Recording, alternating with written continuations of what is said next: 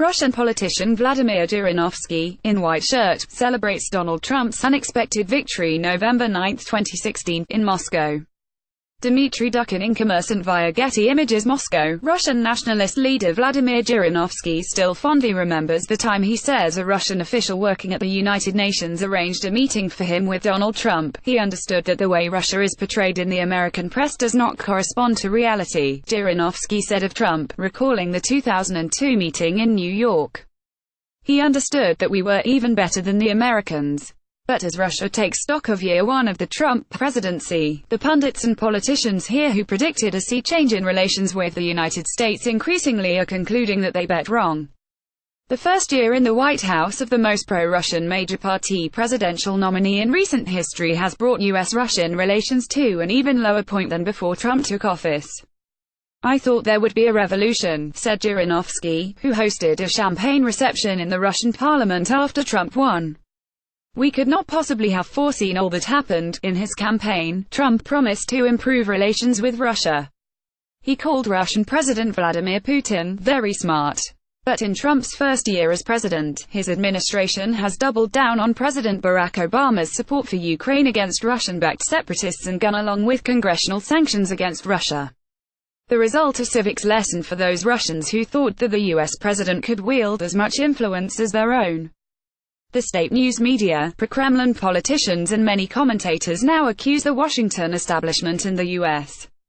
media of spinning a fiction about Russian election interference and blocking Trump from carrying out his promise of a friendlier policy toward Moscow. Putin told reporters last month that Trump has not been able to improve relations with Russia, even if he wanted to, because of the obvious constraints.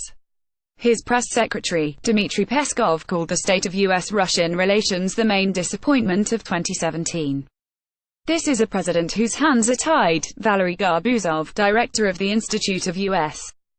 and Canada Studies at the Russian Academy of Sciences, said at a roundtable on Trump's first year hosted by a Russian state news agency.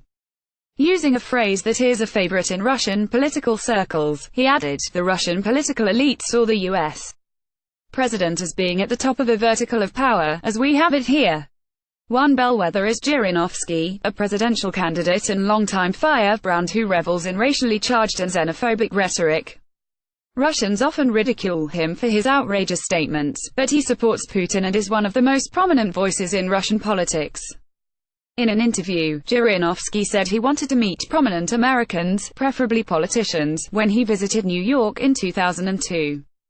But a Russian official working at the United Nations, Vladimir Grachev, arranged a meeting for Zhirinovsky with Trump instead. Zhirinovsky said that in the meeting, he tried to persuade Trump to build a development in Moscow and offered to help with contacts in the city government. "He was the only one who agreed to meet with me," Zhirinovsky said. Trump apparently was already on the radar screen as someone who traveled to Moscow and didn't refuse meetings with those who arrived in New York. Grachev, now the deputy administrative head of Russia's Central Election Commission, confirmed in a phone interview that he arranged the 2002 meeting as a favor for Zhirinovsky, whom he had long known. Grachev said that he did so in a one-off, informal capacity and that it came together thanks to a mutual acquaintance of Grachev's and Trump's, Tamir Sapir, a Soviet-born real estate developer who had D in Trump Tower and who died in 2014. The White House did not respond to a request for comment. 2 months after Trump declared his candidacy in 2015, Russian newspapers were already quoting Zhirinovsky as a Trump supporter. "We need Trump," he shouted on a primetime talk show the following year, in September 2016. "We need to fight for a Trump victory." And after Trump did win, Zhirinovsky hoisted a plastic cup of champagne in Parliament and dared a toast to a rapid improvement in relations between Russia and the United States. A year into Trump's term, that improvement is nowhere in sight. By the end of the month, the U.S. Treasury is expected to release a list of Russian business executives close to the Kremlin, part of legislation responding to Russian election interference enacted by Congress over the summer. Being on the list is not tantamount to being hit with sanctions, but it probably will carry a stigma. Trump has given his go-ahead for the delivery of lethal weapons to Ukraine for use against Russian-backed separatists, a step Obama avoided. And the new U.S. National Security Strategy, which the White House released last month, names Russia alongside China as challenging American power, influence, and interests. If Hillary Clinton had won, then the whole elite of the U.S. wouldn't be so set against us, said Zhirinovsky. But for all the hand-wringing in Moscow about the breakdown in the U.S.-Russian ties, there is less discussion of what many Americans would say is one of the biggest factors in that disintegration: the U.S. intelligence community's conclusion, which the Kremlin rejects, that Russian operatives interfered in the American election. In the 90-minute roundtable discussion of Trump's first year, the topic barely came up.